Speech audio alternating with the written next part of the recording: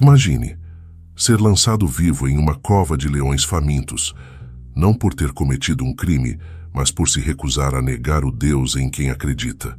Imagine estar diante do rei mais poderoso da terra e dizer com voz firme: o Senhor revela mistérios que os homens jamais poderiam compreender. Longe da cova dos leões e dos palácios de ouro, em seu período de exílio e serviço, Daniel recebeu a visão que seria a chave para a compreensão de toda a história humana. Ele estava angustiado e contemplativo. O clamor não era mais pela comida ou pela proteção, mas pela compreensão do tempo. A cortina foi levantada sobre os mistérios que só se cumpririam no fim dos tempos. No primeiro ano de Belsazar, antes da queda da Babilônia, Daniel teve um sonho. Uma visão noturna que o deixou aterrorizado. Ele viu os céus se abrirem sobre um grande mar, agitado pelos 4 ventos. Os ventos da discórdia e da guerra. Do mar emergiram 4 bestas gigantescas, criaturas híbridas aterrorizantes que simbolizavam os grandes impérios que se levantariam e cairiam na terra, exatamente como a estátua de Nabucodonosor havia predito. A primeira besta era como um leão, mas tinha asas de águia, símbolo do poder majestoso mas efêmero da Babilônia. Daniel viu suas asas serem arrancadas, viu ela ser colocada de pé como homem e lhe ser dado um coração humano. A humilhação e a queda. A segunda besta era como um urso, se levantava de um lado, tinha 3 costelas na boca, entre os dentes. O Império Medo-Persa, mais forte em conquista do que em glória inicial, devorando as nações. A terceira besta era como um leopardo, 4 asas de ave nas costas, 4 cabeças, simbolizando a velocidade e a voracidade da conquista. A Grécia, sob Alexandre, o Grande, cuja vitória rápida desmantelaria o mundo, e depois seria dividida em 4 reinos menores após sua morte prematura. E então veio a 4ª besta. A descrição desta criatura gelou o sangue de Daniel. Era terrível, espantosa, excessivamente forte. Seus dentes eram de ferro, grandes. Ela devorava e fazia em pedaços, e o que sobrava, ela pisava com os pés. Era diferente de todas as outras. Esta besta era o Império Romano, o poder esmagador que dominaria e destruiria. Ela tinha 10 chifres. Estes chifres representavam a divisão do Império em nações menores. Mas a visão não parou no poder terreno. Enquanto Daniel contemplava os 10 chifres, viu surgir entre eles um outro chifre, pequeno mas arrogante. Este chifre pequeno arrancou 3 dos chifres anteriores. Tinha olhos como de homem e uma boca que falava com grande arrogância. Ele faria guerra contra os santos do Altíssimo e procuraria mudar os tempos e a lei. O tempo seria dado em suas mãos. Este é o poder da perseguição final. O adversário manifestado no poder político-religioso. Aquele que se levantaria contra o reino de Deus no final da era. Daniel buscou a verdade sobre esta besta final. Este é Daniel, um homem que desafiou impérios, reis e estátuas de ouro, que sobreviveu ao fogo, às feras e às visões do fim dos tempos. Ele viu Babilônia cair, assistiu o orgulho dos reis se desfazer e recebeu de Deus visões sobre o último grande juízo, revelações que ecoam até os nossos dias. Hoje, você conhecerá a história completa do livro de Daniel, dos palácios da Babilônia às profecias sobre o juízo final. Fique até o fim deste vídeo, porque o que está prestes a ser revelado vai mudar a forma como você entende o passado, o presente e o destino final da humanidade. O exílio não é o fim da história, é o teste de fogo que revela o que é inquebrável. O reino de Judá estava em ruínas. Jerusalém havia caído. Suas muralhas, outrora símbolo de promessa, viraram pó. Milhares de judeus foram arrancados de sua terra. Eles não foram levados à força para a pobreza. Foram levados para a opulência. A Babilônia era um monstro de ouro, uma cidade cujo brilho ofuscava a fé. Este era o plano do rei Nabucodonosor. Não bastava destruir o templo físico. Era preciso destruir a alma de um povo. Era preciso absorver o futuro de Judá. 4 jovens se destacavam entre os cativos: Daniel, Hananias, Misael e Azarias. Eles eram a elite, jovens de boa aparência, inteligentes, sem defeito físico, exatamente o material que o império buscava para moldar em sua própria imagem. Eles foram selecionados para um programa de reeducação intensivo, 3 anos de imersão total. Aprenderiam a língua e a literatura dos caldeus. Seriam alimentados com os banquetes reais. Este não era apenas um menu, era uma armadilha espiritual. Comer a comida do rei era participar de sua idolatria. Era honrar os deuses de Babilônia. O objetivo era claro: apagar a identidade, transformar os herdeiros da promessa em servos do império. Até seus nomes foram trocados. Daniel se tornou Beltesazar, aquele que protege a vida do rei. Hananias virou Sadraque, Misael, Mesaque, Azarias, Abednego. Era a primeira linha de combate, a guerra silenciosa da assimilação. Daniel, no entanto, havia tomado uma decisão inabalável. Ele não se contaminaria com a porção das iguarias do rei. Não se prostraria diante da mesa pagã. A corte da Babilônia era luxuosa, mas Daniel carregava uma lei mais alta escrita em seu coração. A fidelidade a Deus não era negociável. Ele se aproximou do chefe dos eunucos. O medo era palpável. Recusar a comida real era um ato de desafio direto. Era arriscar a própria vida e a de seus amigos. O chefe dos eunucos temeu. Ele disse: "Se eu permitir isso, e vocês parecerem mais magros e fracos do que os outros jovens, o rei me decapitará." A pressão era imensa. A lei da Babilônia era brutal. Mas Daniel, com uma calma que só a fé concede, propôs um teste simples: 10 dias. Não pediram manjares, pediram apenas legumes e água, simplesmente o necessário para sobreviver. Era um desafio direto à nutrição opulenta da Babilônia. Daniel estava dizendo: a bênção de Deus vale mais que o caviar dos reis. O teste começou. 10 dias de prova. O palácio fervilhava de luxo, mas aqueles 4 jovens mantinham uma dieta de exilados. Os eunucos observavam, tensos. O medo da ira de Nabucodonosor pairava sobre o palácio como fumaça densa. Ao final dos 10 dias, o resultado era inegável. Eles estavam mais saudáveis, mais robustos. Seus rostos eram mais agradáveis do que os de todos os outros jovens que haviam comido a porção do rei. O contraste era visível. A fidelidade tinha sido recompensada publicamente.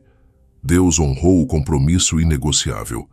E não foi apenas saúde física. Deus concedeu àqueles 4 jovens conhecimento, discernimento, sabedoria em toda a literatura e ciência dos caldeus. E a Daniel, de forma singular, Deus deu a habilidade de compreender todas as visões e sonhos. O prisioneiro agora possuía uma chave que o imperador não tinha. A chave para o mistério. O treinamento de 3 anos chegou ao fim. Eles foram levados à presença do rei Nabucodonosor. O rei os examinou. Ele falou com eles. E em tudo o que exigiu sabedoria e entendimento, o rei os achou 10 vezes superiores a todos os magos e astrólogos que havia em todo o seu reino. 10 vezes. Eles haviam entrado na Babilônia como escravos, saíam como conselheiros, mas a verdadeira batalha estava apenas começando. Eles estavam no centro do poder, onde o orgulho humano atingia sua altura máxima, e onde a soberania de Deus seria revelada de forma devastadora. A primeira fase da assimilação havia falhado. Agora, o palco estava pronto para a manifestação do Deus de Daniel. A Babilônia era um gigante, mas a fé de 4 exilados era maior. O império estava prestes a aprender quem realmente detinha o controle sobre o destino da humanidade. A fidelidade de Daniel não era apenas sobre o que ele comia, era sobre a autoridade que ele reconhecia. Enquanto os outros se inclinavam ao poder terreno, Daniel se inclinava ao poder celestial. E essa postura faria dele o ponto de contato entre o trono do céu e os tronos passageiros da terra. Ele não era um súdito da Babilônia. Ele era um embaixador do Eterno. A corte de Nabucodonosor estava prestes a receber uma lição de teologia política que abalaria os alicerces de todos os reinos futuros. O palco da história humana é frequentemente movido por sonhos e pesadelos. Nabucodonosor era o rei mais poderoso do mundo conhecido. Ele dormia em palácios de ouro, rodeado por exércitos invencíveis. Mas uma noite, o terror o visitou enquanto ele dormia. O rei teve um sonho tão vívido, tão perturbador, que sua alma ficou em agonia. Ele acordou com o coração acelerado. O sonho havia fugido de sua memória, mas o pavor permanecia. O pavor era o prenúncio de algo que ele não podia controlar.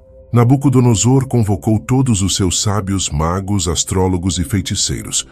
O salão do trono estava cheio da nata intelectual e mística da Babilônia. Eles se prostraram diante do rei. O rei impôs o desafio mais impossível da história antiga. Tive um sonho, e meu espírito está perturbado. Se vocês não me contarem o que sonhei e qual é a sua interpretação, serão feitos em pedaços, e suas casas serão transformadas em montes de esterco. O espanto era total. O terror gelou o sangue dos sábios. Eles argumentaram com o rei. Fizeram um apelo desesperado. Não há homem sobre a face da terra que possa declarar o que o rei exige. Ninguém nunca pediu uma coisa dessas, nem mesmo um rei grande e poderoso. Eles disseram a verdade. Saber a interpretação era arte. Saber o sonho era impossível. Era domínio dos deuses, não dos homens. Nabucodonosor era inflexível. Ele entendeu a resposta como hesitação, ou pior, como fraqueza. Ele soube que eles estavam mentindo, usando palavras vazias. A ira do rei explodiu como fogo. Ele deu a ordem terrível: que todos os sábios da Babilônia fossem mortos. Uma sentença de morte coletiva. Uma purga imediata do intelecto do império. A ordem se espalhou pelo palácio. Arioque, o capitão da guarda real, começou a executar o decreto. O machado estava sendo afiado para Daniel e seus amigos também. Daniel ouviu o rugido da crise. Ele se dirigiu a Arioque com prudência e sabedoria. Ele perguntou por que o decreto era tão urgente e cruel. Ao saber da natureza impossível da exigência do rei, Daniel agiu com audácia. Ele pediu tempo. Daniel não pediu mais tempo para si mesmo. Pediu tempo para falar com o único que realmente conhecia os mistérios. Ele foi para casa e se reuniu com Hananias, Misael e Azarias. O clamor deles não era por libertação, mas por revelação. Eles oraram ao Deus do céu para que ele revelasse o segredo, a fim de que não perecessem com o resto dos sábios da Babilônia. Naquela noite, o mistério foi revelado a Daniel em uma visão noturna. A cortina entre o céu e a terra foi levantada. Daniel viu o sonho do rei e viu seu significado profético. Daniel irrompeu em louvor. Ele não correu para o rei primeiro. Ele correu para adorar a fonte de toda a sabedoria. Bendito seja o nome de Deus para todo o sempre, pois dele é a sabedoria e o poder. Na manhã seguinte, Daniel foi conduzido à presença do rei. Nabucodonosor, ansioso e exausto, perguntou: Tu és realmente capaz de me revelar o sonho que tive e a sua interpretação? Daniel foi humilde e direto. Ele não tomou o crédito para si. O mistério que o rei exige, nem os sábios, nem os astrólogos, nem os magos, nem os adivinhos o podem revelar ao rei. A plateia estava tensa. Magos decapitados jaziam fora dos muros. O destino de Daniel estava em suas próximas palavras. Mas há um Deus no céu que revela os segredos. E ele fez saber ao rei Nabucodonosor o que há de acontecer nos últimos dias. Então Daniel narrou a visão. O rei viu através das palavras do jovem exilado, aterrorizado, o que tinha visto em sua mente. Uma grande estátua, imponente, terrível em seu aspecto. O rei a estava contemplando. A cabeça era de ouro puro, o peito e os braços de prata, o ventre e os quadris de bronze, as pernas de ferro e os pés em parte de ferro e em parte de barro. Enquanto o rei olhava, uma pedra se soltou sem o auxílio de mãos, uma pedra celestial. Ela atingiu os pés da estátua, feitos de ferro e barro, e os despedaçou. A estátua inteira desmoronou em um momento. O ouro, a prata, o bronze, o ferro e o barro se tornaram como a palha da eira de verão. O vento levou tudo. Não restou vestígio algum daquela grande imagem, e a pedra que tinha ferido a estátua tornou-se uma grande montanha e encheu toda a terra. O silêncio era absoluto. Nabucodonosor estava em choque. Daniel não apenas tinha contado o sonho, ele tinha narrado a história futura da humanidade. A interpretação veio como um trovão.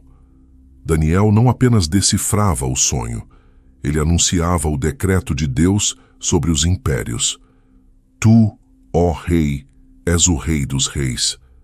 Onde quer que habitem os filhos dos homens, os animais do campo e as aves do céu, ele os entregou em tua mão. Tu és a cabeça de ouro. Babilônia era a glória máxima, a riqueza imediata. Mas a glória não duraria. Depois de ti, se levantará outro reino inferior ao teu, a prata. O Império Medo-Persa, menos glorioso, mas mais extenso. E depois, um terceiro reino de bronze, o qual dominará sobre toda a terra, a Grécia de Alexandre, o Grande. E o quarto reino será forte como ferro, pois o ferro a tudo quebra e esmiuça. Roma, poderoso, esmagador. Mas e os pés? Os pés eram o ponto de fragilidade. Ferro misturado com barro, reinos divididos, força e fraqueza coexistindo. E a pedra? A pedra que veio sem o auxílio de mãos. Nos dias destes reis, o Deus do céu levantará um reino que não será jamais destruído. E esse reino não será entregue a outro povo. Ele esmiuçará e consumirá todos esses reinos, mas ele mesmo subsistirá para sempre. A pedra era o reino de Deus, o Messias. Nabucodonosor não via apenas um futuro político, via o juízo de sua própria obra, viu a soberania de um Deus que ele nunca havia conhecido. O rei da Babilônia, o Senhor do mundo, caiu sobre o seu rosto. Ele se curvou diante de Daniel e ordenou que lhe oferecessem ofertas de incenso. Certamente o vosso Deus é o Deus dos deuses e o Senhor dos reis e o revelador dos segredos, declarou Nabucodonosor. Daniel foi exaltado, foi feito governador de toda a província da Babilônia. Ele pediu ao rei que colocasse Sadraque, Mesaque e Abed-nego sobre os negócios da província, enquanto ele mesmo permanecia na corte real. O exílio havia transformado um prisioneiro em um primeiro-ministro. O Deus de Israel havia se manifestado no coração do império. A semente da fé estava plantada no palácio, mas o coração do homem é inconstante e a glória do mundo é sedutora. O rei que se curvou à verdade logo voltaria a se curvar ao seu próprio ego. O próximo teste seria de fogo, literal e desesperador. O reconhecimento de Nabucodonosor foi efêmero. A adoração de um dia deu lugar ao orgulho de uma vida. O rei que havia declarado que o Deus de Daniel era o Senhor dos reis, não suportou a ideia de que o seu próprio reino, a cabeça de ouro, seria esmiuçado por reinos inferiores. Ele não aceitou a profecia de transitoriedade. Nabucodonosor reagiu com uma demonstração de poder monumental. Se a profecia dizia que a glória dele era passageira, ele faria a glória dele eterna. O rei ordenou a construção de uma imagem gigantesca, uma estátua que era um ato de desafio puro. Tinha 60 côvados de altura e 6 de largura, e era inteiramente de ouro, totalmente de ouro. Era a afirmação gritante: a Babilônia não é apenas a cabeça de ouro, a Babilônia é toda de ouro. Nossa glória não terá fim. A imagem foi erguida na planície de Dura, um símbolo opressor da autossuficiência humana e da tirania religiosa. Nabucodonosor convocou todos os sátrapas, prefeitos, governadores, conselheiros e oficiais de todo o império. Uma vasta multidão se reuniu. O decreto era simples e absoluto. No momento em que ouvirdes o som da buzina, do pífaro, da harpa, da cítara, do saltério e de toda a sorte de música, vos prostrareis e adorareis a imagem de ouro que o rei Nabucodonosor levantou. O não cumprimento era sentença de morte imediata.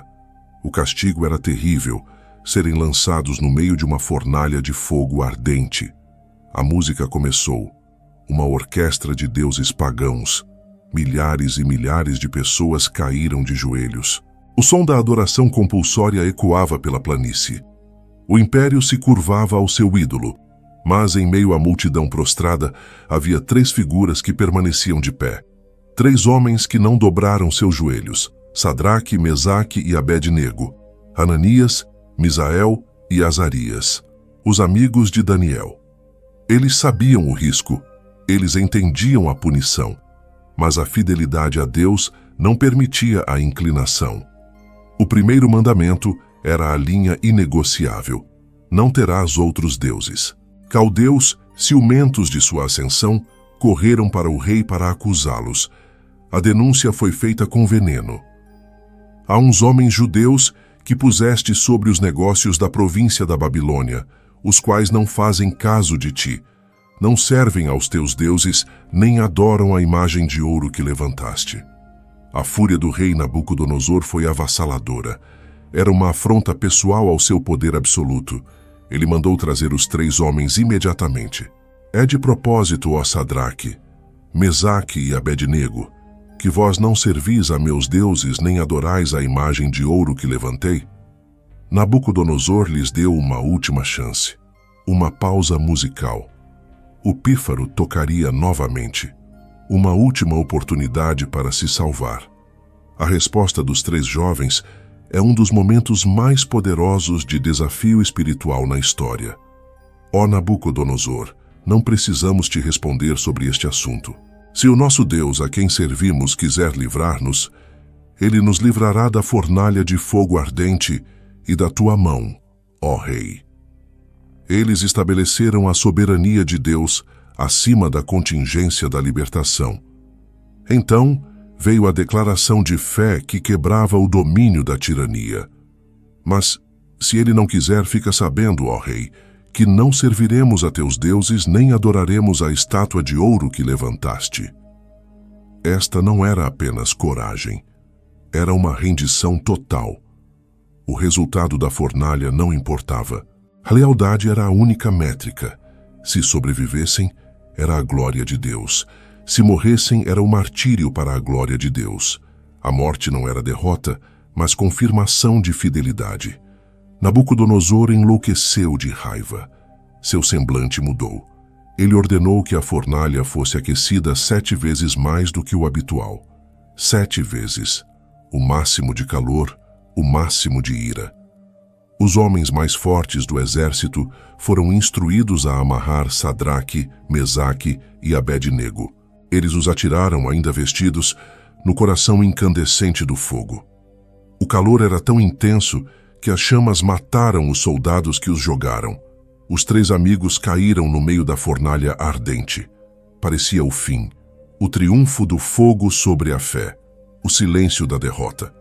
Mas de repente Nabucodonosor se levantou rapidamente. Seu rosto estava pálido. Seus conselheiros o observavam com medo. Não atiramos 3 homens amarrados no fogo? Perguntou o rei perplexo. Sim, ó rei, responderam os conselheiros. Eu, porém, estou vendo 4 homens soltos passeando no meio do fogo e não sofreram dano algum. E a aparência do quarto é semelhante a um filho dos deuses. A tradição judaica e cristã aponta, era o anjo do Senhor, ou para muitos, uma manifestação pré-encarnada do Messias. O 4º homem não era um servo de Deus. Ele era o próprio Deus caminhando com seus servos no meio da adversidade. O fogo que consome tudo perdeu seu poder. Ele não queimou suas roupas, não tocou em seus cabelos. A única coisa que o fogo consumiu foram as amarras que os prendiam. Eles entraram escravos, saíram livres. Nabucodonosor se aproximou da boca da fornalha. Ele gritou, tomado por um terror reverente: servos do Deus Altíssimo, saí e vinde cá. Sadraque, Mesaque e Abed-nego saíram do meio do fogo. O cheiro de fumaça não estava neles. Não havia vestígio de queimadura. O rei dos babilônios, o maior poder terreno, estava derrotado. Ele viu a prova irrefutável da soberania de um Deus que ele não podia controlar. Ele declarou um novo decreto: bendito seja o Deus de Sadraque, Mesaque e Abed-nego, que enviou seu anjo e livrou os seus servos, que confiaram nele, e não quiseram cumprir a ordem do rei, preferindo entregar seus corpos a servir e adorar a qualquer outro Deus, senão o seu Deus. O império tremeu. 3 exilados tinham feito o império se curvar ao Deus de Israel. A fornalha ardente provou que o fogo humano não é nada diante do fogo da presença divina. Mas a soberba é uma doença crônica. Nabucodonosor estava prestes a receber uma lição ainda mais pessoal e humilhante sobre o que significa governar sob a permissão do Altíssimo. A lição da fornalha foi poderosa, mas não permanente. Nabucodonosor, o Senhor de toda a glória, viu a manifestação do poder divino, mas o vírus do orgulho permaneceu em seu sangue. O rei se deparou com outro sonho. Desta vez o sonho era sobre ele mesmo. Ele viu uma árvore imensa, uma árvore que crescia até tocar o céu. Seus galhos abrigavam todas as aves e seus frutos sustentavam todas as criaturas da terra. Era um símbolo claro do seu próprio império, vasto, protetor, universal. Então um vigia, um santo que vinha do céu, bradou uma ordem terrível: derrubem a árvore, cortem os seus galhos, dispersem os frutos, mas deixem na terra o tronco com as raízes, preso com cadeias de ferro e bronze, na relva do campo. O vigia decretou: seu coração de homem será mudado e lhe será dado um coração de animal, e passarão sobre ele 7 tempos. O rei acordou aterrorizado. Ele convocou Daniel. Daniel era o único que detinha a chave da verdade. Daniel ficou mudo por um tempo, chocado com a gravidade da visão. Ele amava o rei. Ele não queria que tal juízo caísse sobre Nabucodonosor. Daniel interpretou: o significado, ó rei, é este: é um decreto do Altíssimo que atingirá o rei. Tu serás expulso do meio dos homens, e a tua morada será com os animais do campo. Comerás capim como os bois, e serás molhado pelo orvalho do céu. E 7 tempos passarão sobre ti, até que reconheças que o Altíssimo tem domínio sobre o reino dos homens, e o dá a quem quer. Daniel implorou: ó rei, que o meu conselho te seja agradável. Desfaz os teus pecados pela justiça e as tuas iniquidades pela misericórdia dos pobres. Talvez se prolongue a tua tranquilidade. Mas Nabucodonosor não ouviu. O orgulho já tinha endurecido seu coração. 12 meses depois, o rei passeava pelos terraços de seu magnífico palácio, contemplando a Babilônia, a cidade que ele havia erguido, os jardins suspensos, as muralhas imponentes.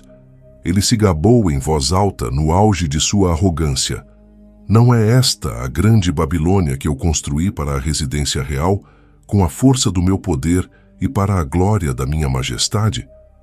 As palavras ainda estavam em sua boca. O juízo caiu imediatamente. A voz veio do céu: a ti se diz, ó rei Nabucodonosor, o reino te foi tirado. Naquele mesmo instante, a sanidade abandonou o rei. Ele foi expulso do meio dos homens. Ele viveu como um animal. Seu corpo foi molhado pelo orvalho da noite.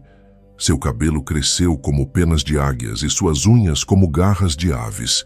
A cabeça de ouro se tornou a cabeça da selva. 7 anos de humilhação total. 7 anos para que o rei do mundo compreendesse que ele era apenas uma criatura. Quando os 7 tempos se cumpriram, o coração de Nabucodonosor voltou. Ele levantou os olhos para o céu. Seu entendimento foi restaurado.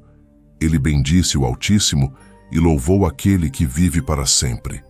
Ele reconheceu: o seu domínio é um domínio eterno, e o seu reino é de geração em geração. Todos os moradores da terra são reputados em nada. Ele faz segundo a sua vontade no exército do céu e entre os moradores da terra. Não há quem possa deter a sua mão. Nabucodonosor foi restaurado ao seu trono.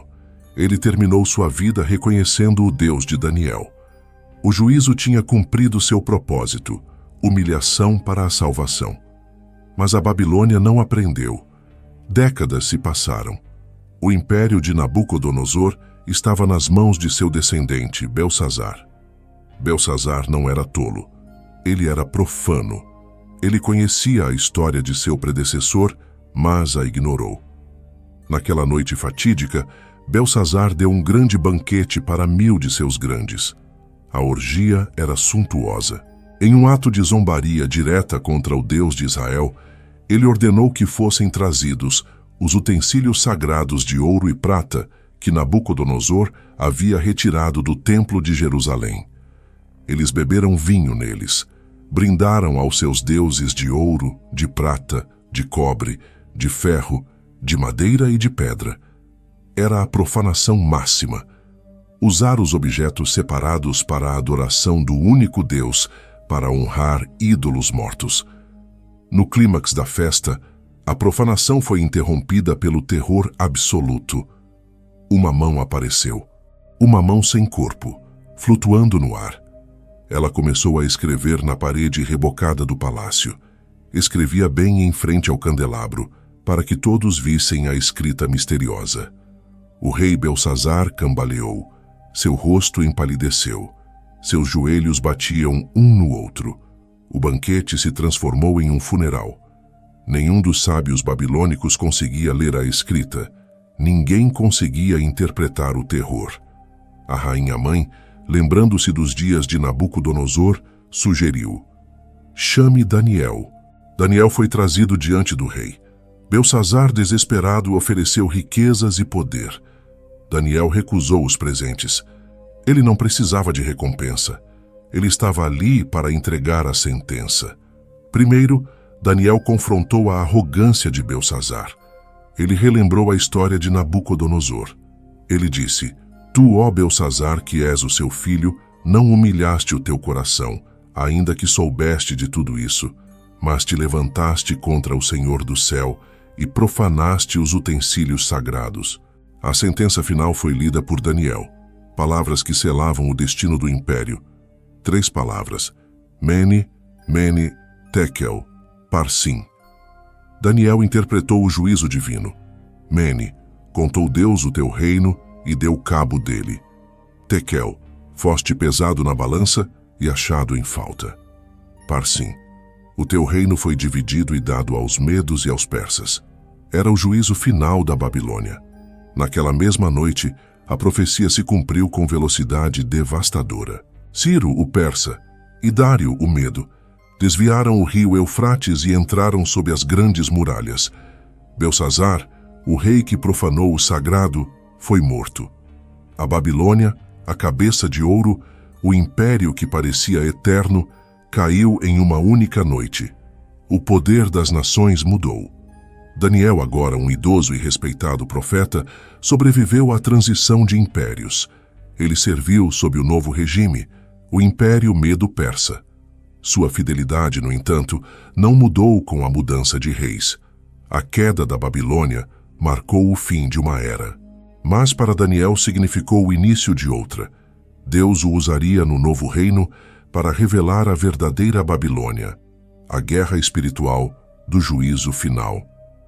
As visões proféticas de Daniel não tratariam mais apenas de estátuas e árvores, mas de bestas terríveis, anjos de guerra e a vinda final do reino eterno. O palco estava montado para a revelação apocalíptica do Filho do Homem e o triunfo eterno sobre o mal. A história dos reis da terra havia terminado. A história da vitória celestial estava prestes a começar. A Babilônia havia caído. O império de Nabucodonosor e Belsazar era apenas um eco, soterrado pela conquista medo-persa. A mão na parede não mentira. O Deus de Daniel havia pesado os reinos e os achado em falta. Daniel, no entanto, permaneceu. A fidelidade não o fez inútil, mas indispensável. Ele era o único elo de sabedoria que transcendeu a queda dos impérios. Dário, o medo, assumiu o controle da cidade opulenta. Ele reconheceu imediatamente o valor inestimável de Daniel. Daniel era o homem da visão, o homem da integridade inabalável. Dário estabeleceu 120 sátrapas para governar o reino, mas acima deles ele colocou 3 presidentes. Daniel era um deles. Daniel se destacava entre todos. Seu espírito era excelente, seu trabalho impecável. Sua sabedoria era reconhecida até mesmo pelos novos conquistadores. Dário planejava estabelecê-lo sobre todo o reino. A promoção de Daniel não trouxe honra, mas ódio. O ciúme é um veneno que cega até mesmo a razão política. Os outros sátrapas e presidentes se uniram em uma conspiração sombria. Eles não suportavam a superioridade moral e administrativa daquele exilado.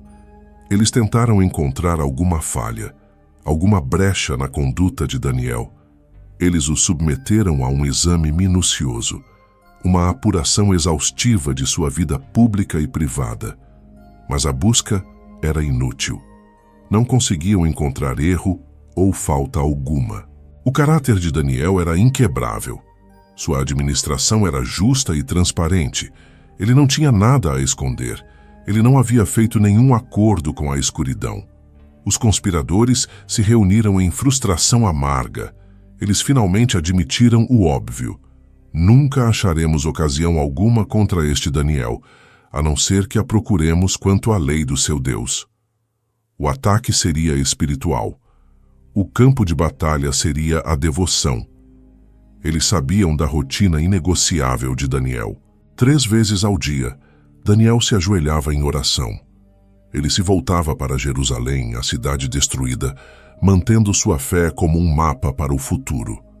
Os homens arquitetaram um plano maquiavélico. Eles foram a Dário, o rei. A lisonja era a arma. Eles se prostraram e propuseram um decreto que parecia honrar o rei. Ó rei Dário, vive para sempre. Eles sugeriram um édito imperial, irrevogável. O decreto era este: por 30 dias, qualquer pessoa que dirigisse uma petição a qualquer deus ou a qualquer homem, exceto ao rei, seria lançado na cova dos leões.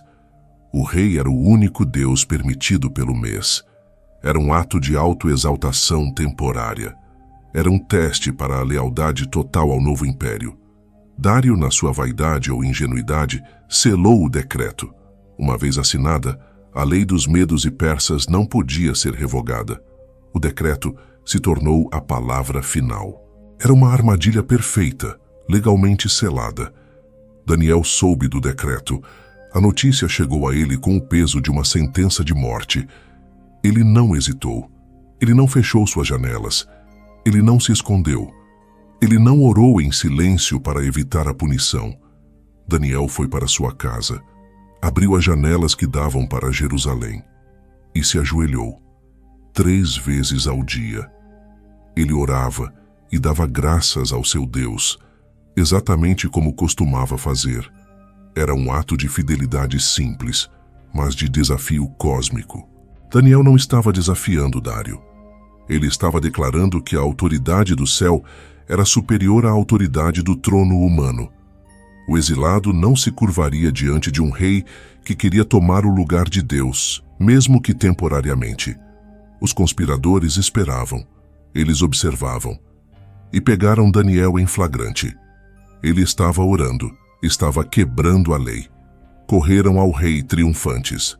Ó rei, porventura não assinaste um decreto? Dário respondeu: certo é o assunto conforme a lei dos medos e dos persas, que não se pode revogar.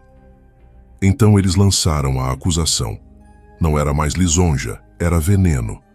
Daniel, que é dos filhos dos cativos de Judá, não faz caso de ti, ó rei, nem do decreto que assinaste. Antes, 3 vezes por dia faz a sua oração.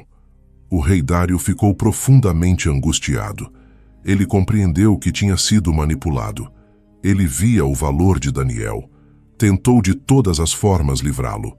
Trabalhou até o pôr do sol para encontrar uma brecha legal. Mas o sistema era inflexível. A própria lei que ele havia assinado o prendia. O rigor da justiça humana, pervertido pela inveja, exigia o preço.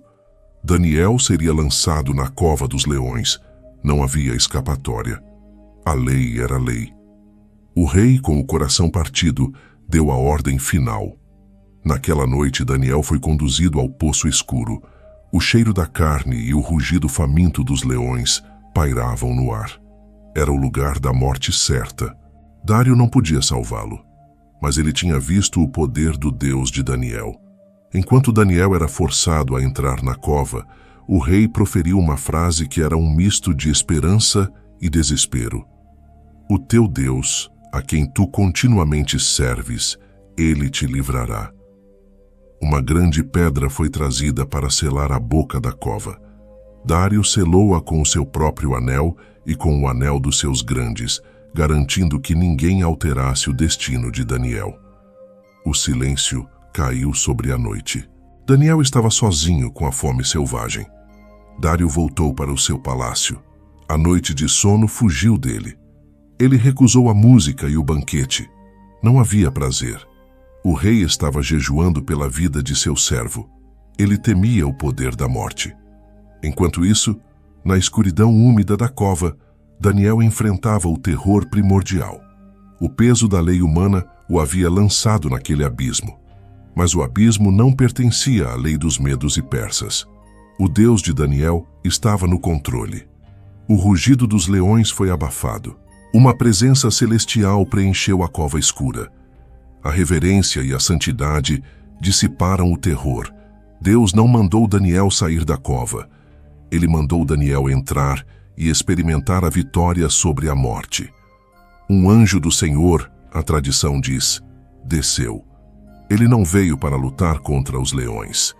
Ele veio para fechar as suas bocas. O instinto selvagem foi subjugado pelo poder divino. Os leões famintos tornaram-se guardiões silenciosos. Daniel passou a noite dormindo na presença da glória, cercado por dentes que não puderam feri-lo. A fidelidade de Daniel havia silenciado a ferocidade do mundo. A soberania de Deus havia vencido o édito dos reis. O exilado estava seguro, protegido pelo poder que Nabucodonosor e Dário haviam se esforçado em negar. O amanhecer rompeu sobre a Babilônia com o peso da tragédia. O rei Dário não dormiu. Ele não se alimentou. Seu espírito estava perturbado. A esperança era mínima, mas persistente. Mal a luz do dia começou a raiar, Dário se levantou. Correu apressadamente para a cova dos leões. Aproximou-se da pedra selada. Seu coração palpitava. A voz do rei era um grito de angústia, um clamor dirigido ao silêncio da morte. Daniel, servo do Deus vivo, aquele a quem tu continuamente serves, pôde ele livrar-te dos leões? O silêncio foi quebrado. Uma voz calma e forte veio de dentro do abismo. Ó rei, vive para sempre. Daniel estava vivo. Ele continuou sereno no meio da escuridão. O meu Deus enviou o seu anjo e fechou a boca dos leões para que não me fizessem mal, pois fui achado inocente diante dele. E também contra ti, ó rei, não cometi delito algum. O êxtase do rei foi imediato e total. A alegria explodiu em seu coração. Ele ordenou que Daniel fosse tirado da cova imediatamente. Daniel subiu, ileso. Não havia nele dano algum, porque havia confiado em seu Deus. Sua roupa estava intacta, sua carne sem um arranhão. A cena era a prova pública mais avassaladora da proteção divina. O Deus de Daniel não era uma deidade local, era o Senhor da vida e da morte. Dário deu a ordem terrível, a justiça invertida. Os homens que haviam conspirado contra Daniel, eles, suas mulheres e seus filhos, foram lançados na cova dos leões. Antes que chegassem ao fundo, os leões saltaram sobre eles. Eles foram despedaçados instantaneamente. A natureza selvagem dos leões, que havia sido controlada pela presença angélica, foi liberada para executar o juízo. O rei Dário, então, promulgou um novo decreto a todos os povos, nações e línguas que habitavam em toda a terra. Faço um decreto, que em todo o domínio do meu reino, os homens tremam e temam diante do Deus de Daniel, porque ele é o Deus vivo e permanente para sempre. O seu reino não se destruirá, o seu domínio é até o fim. Aquele que tinha sido o grande conspirador da morte se tornou o grande arauto da vida. A fidelidade de Daniel havia transformado a maior autoridade do mundo conhecido em um missionário da soberania divina. Daniel prosperou. Ele serviu no reinado de Dário e depois no reinado de Ciro, o persa. Seu legado estava selado na história, mas o trabalho de Daniel não havia terminado. A parte mais profunda, a parte que revela o mapa do fim dos tempos, estava prestes a começar. O profeta não era mais apenas um sábio da corte. Ele se tornaria o vidente do Apocalipse. Longe da cova dos leões e dos palácios de ouro, em seu período de exílio e serviço, Daniel recebeu a visão que seria a chave para a compreensão de toda a história humana. Ele estava angustiado e contemplativo. O clamor não era mais pela comida ou pela proteção, mas pela compreensão do tempo. A cortina foi levantada sobre os mistérios que só se cumpririam no fim dos tempos. No primeiro ano de Belsazar, antes da queda da Babilônia, Daniel teve um sonho. Uma visão noturna que o deixou aterrorizado. Ele viu os céus se abrirem sobre um grande mar, agitado pelos 4 ventos. Os ventos da discórdia e da guerra. Do mar emergiram 4 bestas gigantescas, criaturas híbridas aterrorizantes que simbolizavam os grandes impérios que se levantariam e cairiam na terra, exatamente como a estátua de Nabucodonosor havia predito. A primeira besta era como um leão, mas tinha asas de águia, símbolo do poder majestoso mas efêmero da Babilônia. Daniel viu suas asas serem arrancadas, viu ela ser colocada de pé como homem e lhe ser dado um coração humano. A humilhação e a queda. A segunda besta era como um urso, se levantava de um lado, tinha 3 costelas na boca, entre os dentes. O império medo-persa, mais forte em conquista do que em glória inicial, devorando as nações. A terceira besta era como um leopardo, 4 asas de ave nas costas, 4 cabeças, simbolizando a velocidade e a voracidade da conquista. A Grécia, sob Alexandre, o Grande, cuja vitória rápida desmantelaria o mundo, e depois seria dividida em 4 reinos menores após sua morte prematura. E então veio a 4ª besta. A descrição desta criatura gelou o sangue de Daniel. Era terrível, espantosa, excessivamente forte. Seus dentes eram de ferro, grandes. Ela devorava e fazia em pedaços, e o que sobrava, ela pisava com os pés. Era diferente de todas as outras. Esta besta era o Império Romano, o poder esmagador que dominaria e destruiria. Ela tinha 10 chifres. Estes chifres representavam a divisão do império em nações menores. Mas a visão não parou no poder terreno. Enquanto Daniel contemplava os 10 chifres, viu surgir entre eles um outro chifre, pequeno mas arrogante. Este chifre pequeno arrancou 3 dos chifres anteriores. Tinha olhos como de homem e uma boca que falava com grande arrogância. Ele faria guerra contra os santos do Altíssimo e procuraria mudar os tempos e a lei. O tempo seria dado em suas mãos. Este é o poder da perseguição final. O adversário manifestado no poder político-religioso. Aquele que se levantaria contra o reino de Deus no final da era. Daniel buscou a verdade sobre esta besta final. O cenário mudou dramaticamente. O palco da terra se tornou o palco do céu. Os tronos foram postos. O fogo da glória celestial acendeu-se. O ancião de dias se assentou. Seu vestuário era branco como a neve. e o cabelo de sua cabeça como a pura lã. Seu trono era chamas de fogo, e as rodas, fogo ardente. Milhares de milhares o serviam. Milhões de milhões estavam diante dele. O juízo estava estabelecido. O ancião de dias se assentou para tirar o domínio da besta arrogante. O chifre pequeno foi destruído, e seu corpo lançado ao fogo. O domínio dos reinos terrestres estava sendo revogado, e Daniel viu aquele que seria o verdadeiro e eterno rei. Eu estava olhando nas minhas visões noturnas, e eis que vinha nas nuvens do céu um como o filho do homem. Ele se aproximou do ancião de dias e foi levado à sua presença. E ao filho do homem foi dado o domínio, e a glória, e o reino, para que todos os povos, nações e línguas o servissem. O seu domínio é um domínio eterno que não passará, e o seu reino jamais será destruído. A visão era a certeza de que todo o poder, todo o terror, toda a opressão da história humana convergiria para um único ponto: o triunfo absoluto do Messias, o reino que a pedra sem mãos havia prefigurado. Daniel, o exilado, viu o fim de todas as coisas. O mapa do tempo estava em suas mãos. O destino final não era a Babilônia, nem a Média, nem a Grécia, nem Roma, mas sim o trono eterno de Deus. As visões da noite aterrorizaram Daniel. Ele guardou as palavras em seu coração, mas o peso da profecia era imenso. Sua alma buscava mais detalhes, mais clareza sobre o tempo e o conflito final. A narrativa bíblica avança, e Daniel, já avançado em idade, está no auge de sua sabedoria e influência. O cenário muda novamente. No terceiro ano do reinado de Belsazar, Daniel estava em Suzã. Ele teve outra visão. Desta vez, o foco era mais específico: o confronto imediato de impérios. Ele viu um carneiro, que tinha 2 chifres.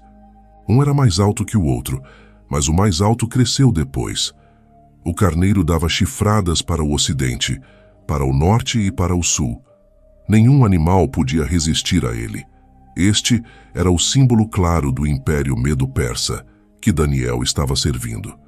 Mas, enquanto Daniel contemplava, um bode veio do ocidente, voando sobre a face da terra, sem tocar o chão. Era a velocidade da Grécia. Este bode tinha um chifre notável entre os olhos.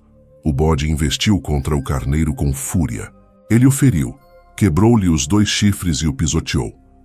O carneiro não teve força para se levantar. O bode se engrandeceu sobremaneira.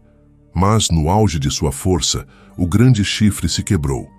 E em seu lugar subiram 4 chifres notáveis: a morte e a divisão do Império de Alexandre, o Grande. Destes 4 chifres, saiu um chifre pequeno. Este não era o mesmo chifre pequeno da visão anterior, mas um prenúncio histórico. Ele cresceu muito para o sul, para o oriente e para a terra gloriosa, Israel. Ele se engrandeceu até atingir o exército do céu. O anjo Gabriel se manifestou para explicar a Daniel o significado dessa visão. Ele revelou que o chifre pequeno era um rei de rosto feroz, mestre em intrigas. Muitos estudiosos sugerem que esta profecia apontava diretamente para Antíoco Epifânio, o tirano seleucida que profanaria o Templo de Jerusalém no século II a.C., uma figura que prefigurava o mal final. O anjo disse a Daniel que esta visão era para o tempo do fim. O conflito histórico era apenas uma sombra do conflito apocalíptico que viria. A alma de Daniel estava inquieta. Ele sabia que o exílio de Israel, os 70 anos de cativeiro profetizados por Jeremias, estavam quase no fim. Mas o futuro de Israel e o destino do Messias ainda estavam obscuros. Daniel dedicou-se à oração. Em um ato de humilhação e confissão, ele intercedeu por seu povo. Ele reconheceu o pecado de Israel. Ele não buscou libertação baseada em mérito, mas na misericórdia. Ó Senhor, Deus grande e temível, que guardas a aliança e a misericórdia para com aqueles que te amam e guardam os teus mandamentos, Pecamos e cometemos iniquidade e procedemos impiamente, e fomos rebeldes. Daniel estava imerso em sua oração quando a resposta chegou, não como um sonho, mas como uma visitação celestial. Gabriel, o mensageiro da força de Deus, veio rapidamente. Ele trouxe a profecia mais crucial do livro de Daniel, a profecia das 70 semanas. 70 semanas estão determinadas sobre o teu povo e sobre a tua santa cidade, para cessar a transgressão, para dar fim aos pecados, para expiar a iniquidade, para trazer a justiça eterna, para selar a visão e a profecia, e para ungir o Santo dos Santos. Esta profecia é a espinha dorsal de todo o calendário profético. Ela detalha o tempo exato desde o decreto para restaurar Jerusalém até a vinda e morte do Messias ungido, o Cordeiro de Deus. A profecia dividiu a história em 3 partes: 7 semanas para a reconstrução da cidade, 62 semanas até o Messias, e, finalmente, a última semana, que seria marcada por um pacto e sua quebra, culminando na abominação da desolação. A revelação foi clara. O propósito de Deus não era apenas restaurar Israel politicamente, mas consumar a obra da redenção. O centro da história não era a glória de Dário ou de Belsazar, era o sacrifício do ungido. A última e mais profunda visão ocorreu quando Daniel estava à beira do rio Tigre. Ele estava jejuando, em luto. Por 3 semanas, ele não comeu pão, nem bebeu vinho. Estava buscando uma compreensão ainda maior. De repente, ele levantou os olhos e viu um homem vestido de linho, cingido com ouro fino. Seu corpo era como o berilo, o seu rosto como o relâmpago, seus olhos como tochas de fogo, seus braços e seus pés como bronze polido, e a voz de suas palavras como a voz de uma multidão. Daniel caiu de bruços. O terror da glória divina o subjugou. Os homens que estavam com Daniel não viram a visão, mas sentiram o pavor e fugiram, escondendo-se. Daniel ficou sozinho. Sua força se esvaiu. O ser glorioso tocou-o e o levantou, tremendo. O ser celestial revelou o pano de fundo do conflito. Ele disse a Daniel que desde o primeiro dia em que Daniel se propôs a entender e humilhar-se, suas palavras foram ouvidas, mas ele havia sido detido. O príncipe do reino da Pérsia se pôs defronte de mim 21 dias. Esta é uma das raras janelas para o conflito invisível. Não é apenas carne e sangue. Há um domínio espiritual que governa os reinos, demônios poderosos, o príncipe da Pérsia, resistindo à vontade de Deus. O anjo só conseguiu passar quando Miguel, o grande príncipe, o arcanjo de Israel, veio em seu auxílio. A guerra no céu define as batalhas na terra. Daniel recebeu, então, a mais longa e detalhada das profecias sobre os reis do norte e do sul, descrevendo os conflitos helenísticos, a ascensão e queda de líderes e as intrigas políticas. Tudo previsto com séculos de antecedência. A história humana é roteirizada pela soberania de Deus. A mensagem final do anjo a Daniel ressoou com a certeza da ressurreição.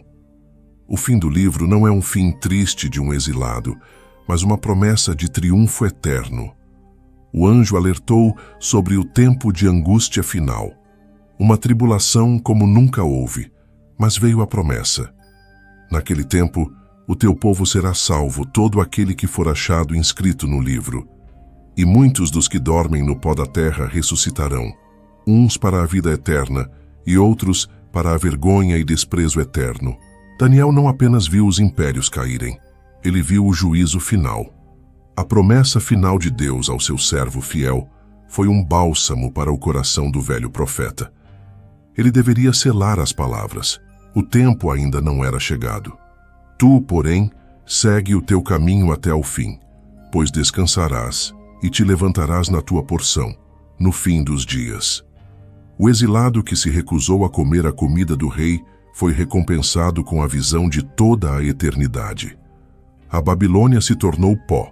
O reino de Deus era a única realidade. O livro de Daniel termina, mas sua mensagem reverbera até hoje. Ele não é apenas um relato histórico de milagres espetaculares, a fornalha, os leões. É o mais completo tratado de teologia política e apocalíptica de toda a Escritura. Daniel viveu em Babilônia, mas seu coração estava no céu. Ele serviu aos reis da terra, mas sua lealdade era ao Rei do universo. A vida de Daniel nos ensina a lição inegociável da fidelidade em meio ao compromisso. A Babilônia de Nabucodonosor era um império físico. A Babilônia de hoje é a cultura do compromisso. É o convite sutil para dobrar os joelhos diante do que é popular, do que é fácil, do que é mundano. É o teste contínuo de recusar a porção das iguarias do rei. A pressão para se curvar era imensa. O luxo de Babilônia era sedutor. O medo de Nabucodonosor era real. O ciúme de Dário era fatal. Mas Daniel e seus amigos demonstraram que o verdadeiro poder não está no trono, mas no caráter. Eles sabiam que ser exilado de Jerusalém não significava ser exilado de Deus. Eles trouxeram o céu para a Babilônia. A soberania de Deus é o tema central de Daniel. Ele viu a estátua de ouro, o símbolo do orgulho humano, reduzida a pó. Viu a árvore mais alta, o poder do rei derrubada e humilhada. Viu a escrita na parede, o juízo sobre a profanação. Ele viu o anjo do Senhor silenciar os leões. O que todo o império terrestre esquece é que o reino de Deus é o único eterno. O grande exame da história humana, as visões das bestas e dos chifres, mostra que os reinos são temporários. Eles se levantarão com fúria de leão e velocidade de leopardo, mas todos serão julgados. O ancião de dias sempre se assentará no trono, e o Filho do Homem sempre virá nas nuvens para estabelecer seu domínio inabalável. Para nós, que vivemos à sombra da última besta, as profecias de Daniel são um mapa e um alerta. Vivemos em um tempo de ferro misturado com barro. Vivemos sob a ameaça da arrogância final. Mas Daniel nos diz para onde olhar. Devemos ser como Daniel, inegociáveis na fé, mesmo que o preço seja a cova dos leões. Excelentes no trabalho, para que nosso testemunho brilhe, e focados no futuro, sabendo que a tribulação precede a glória. A promessa de Daniel é para todos que escolherem o reino eterno. O justo, ainda que exilado, dormirá em paz e se levantará em sua porção no fim dos dias. A história da Babilônia é o triunfo do mal por um tempo. A história de Daniel é a certeza do triunfo de Deus para sempre. A Babilônia caiu, os reis morreram, mas a fidelidade de Daniel abriu uma porta para o futuro que nos sustenta hoje. Você está vivendo de forma que, se o mundo cair à sua volta, você ainda estará de pé voltado para Jerusalém, buscando a face do Deus eterno. O livro de Daniel é um chamado urgente à santidade e à visão profética. Se esta análise aprofundada da soberania de Deus mexeu com sua perspectiva sobre o fim dos tempos, é hora de agir. Deixe seu like se você acredita que o reino de Deus é o único eterno. Inscreva-se no canal Último Capítulo para não perder as chaves que desvendam o tempo final. Comente abaixo, usando a hashtag #IPAR, qual foi a lição mais poderosa que você tirou da fidelidade de Daniel. E por fim, compartilhe este vídeo com alguém que precisa saber que a soberania de Deus está acima de todos os impérios. O tempo dos reis passa. O reino do Filho do Homem é eterno. Este é o último capítulo.